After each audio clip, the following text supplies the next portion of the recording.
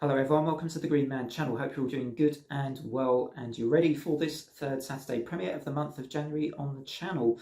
And this time I'm going to be ranking the films of the Conjuring Universe, the popular horror franchise which features all things evil spirits, possessions and creepy dolls. If that's your thing, then you're in the right place, hopefully, for this video for this Saturday. So if you're not familiar with the Conjuring Universe or the Conjuring films, this is a shared universe which kind of centers on a series of supernatural films, some of which are inspired by true or rather real life cases which were investigated by Ed and Lorraine Warren, these paranormal investigators. But you also have some films which are inspired by the doll Annabelle, or the doll named Annabelle, which is a doll which has events associated with it before the Warrens came into contact with it. You also have a one-off film called The Nun, which is inspired by the demon Valak from the second Conjuring film. And then you also have this film called The Curse of La Llorona, of which there's a lot of debate online whether or not that's actually part of the Conjuring universe. Now, I've read conflicting sources of information. To be honest, there seems to be the director suggesting it's not part of the universe, but then a lot of fans and a lot of other sources online suggest that it has so many connections. And James Wan was a producer, for example, as well. So it seems like maybe it is part of the Conjuring universe. I'm not sure. Do drop in the comments your thoughts on that particular debate. But I'm going to include it in this ranking just for the hell of it, and just so that I don't feel like I'm missing anything out that I may miss out. So let's start with, so I've got 8 films here to rank from my least favourite to my favourite. Let's start with number 8. So coming in at number 8 is the 2018 prequel film The Nun, which stars Taissa Farmiga, who is the daughter of Vera Farmiga, who portrays Lorraine Warren in lots of the other films. So basically for this film, you've got a priest and a novice investigating the kind of suspect death of a nun at a church. This wasn't an awful film, but for me it was fairly forgettable. I found most of the characters kind of two-dimensional. I thought Sister Irene was okay, but it felt like the film just lacked that bit of depth to it. I did enjoy one or two scenes, which for me included the scene where Sister Irene is kind of digging into that grave and trying to save the priest, I think, and that was quite exciting. But it's kind of rare in this film. I just feel like the film is kind of also a bit slow, but didn't do suspense as well as a lot of the other films too. And for me, this franchise has some really great suspenseful scenes in it, which this film for me had less of as well. So The Nun comes in at bottom spot here at number 8. Next up at number 7, we have Annabelle Comes Home from 2019, directed by Gary Dauberman. I think I'm saying that name right. So there is this film. I was talking about suspense just now. I mean, and this film certainly has suspense, but it has suspense which goes on and on and on, and pretty much lasts the entire duration of the film, so that hardly anything seems to really happen in this movie until right near the end.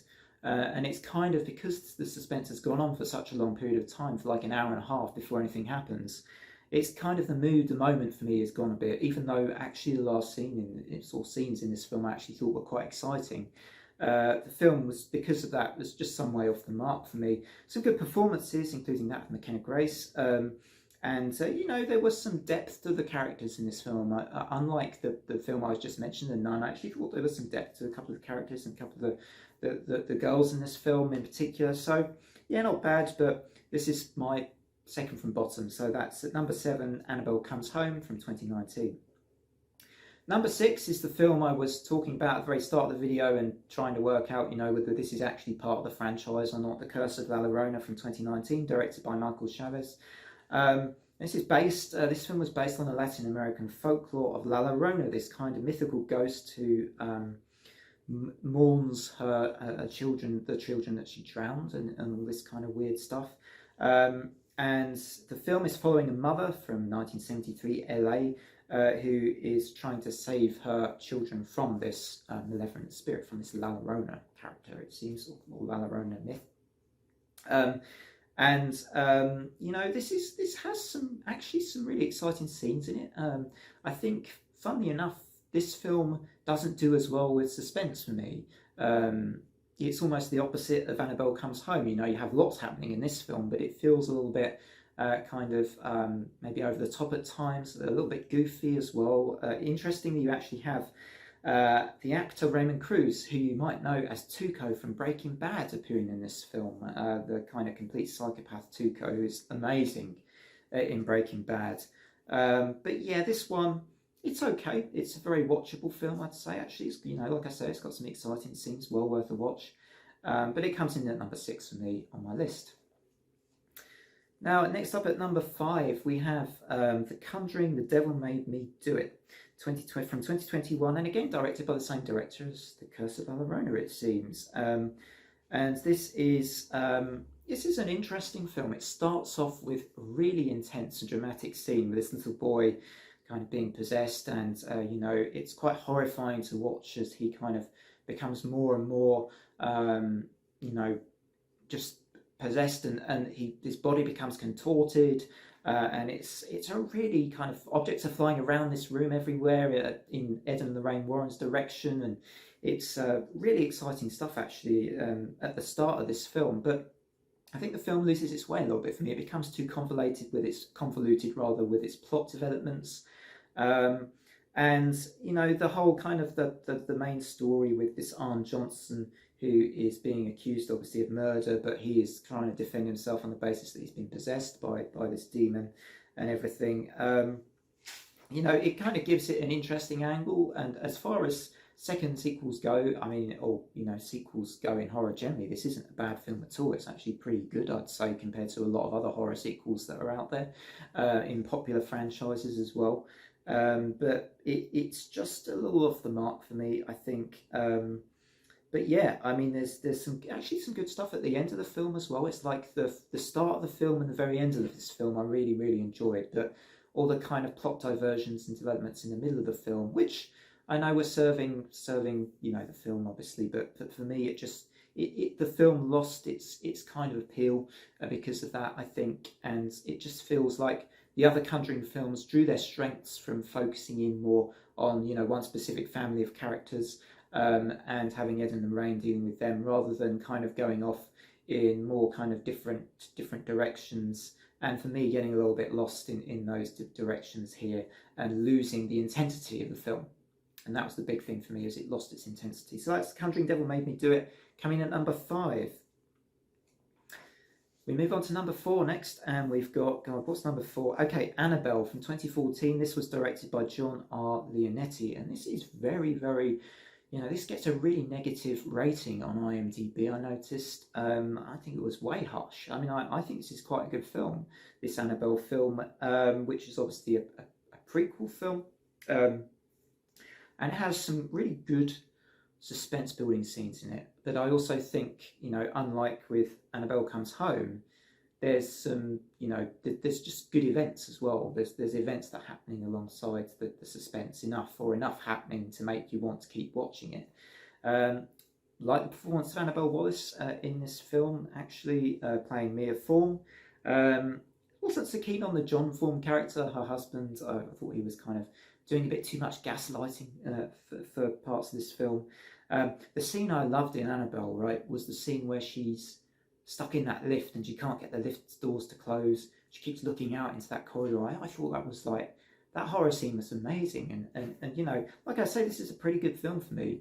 I don't understand whatever it gets on IMDb, like 5.3 or 4 out of 10. IMDb, is underscores a lot of horror films for me, and I get a bit, annoyed about that, because, there's actually, this is, considering this is also, like a prequel thing, and this is a good film for me anyway. Maybe not everyone would agree with that, and that's cool. Number 3, we've got Annabelle Creation from 2017, and this was a great little film, this prequel, directed by David F. Sandberg, not a director I really know, to be honest. I thought this was a strong film, this one. Really good child actor performances, in particular from Talitha Bateman as Janice and Lulu Wilson as Linda. They were really the stars of this film. They carried this film, I thought, on their shoulders pretty much. It was really good. The scene I really enjoyed from Annabelle Creation, which I think, as I say, is a really good film, was where you had the chairlift scene. I thought that was a really good scene, you know, on a par with the lift scene from the Annabelle film I was talking about, but maybe even better than that. Just an extremely well executed film for me, this Annabelle creation film. It was interesting to find out it also has Miranda Otto, who was from the Lord of the Rings trilogy. Weirdly, I'm actually wearing a Lord of the Rings t-shirt at the moment, but the text is backwards, so you can't really say what it says. It says Mordor, Fun Run on it.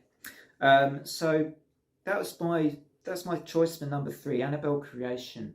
Definitely recommend that one. Although I think, you know, you should watch all these films and really like I have. I only knew the Conjuring film, really, the first one, before I got decided to do this for the channel, and you know, I've just been impressed with how actually a lot of these films are at the very least watchable. You know, and most horror franchises after their first film they kind of go off the rails, but not these films. You know, I think there's a lot of at least decent films here, barring maybe my bottom choice, which was The Nun, of course. Anyway, I go off on a tangent because I've still got to name my next 2, and my second favourite Conjuring Universe film at number 2 is going to be The Conjuring, the first film. And this was a really difficult decision, actually, because I think this film and the second film are very, very close. They're very, very good films. They're excellent films.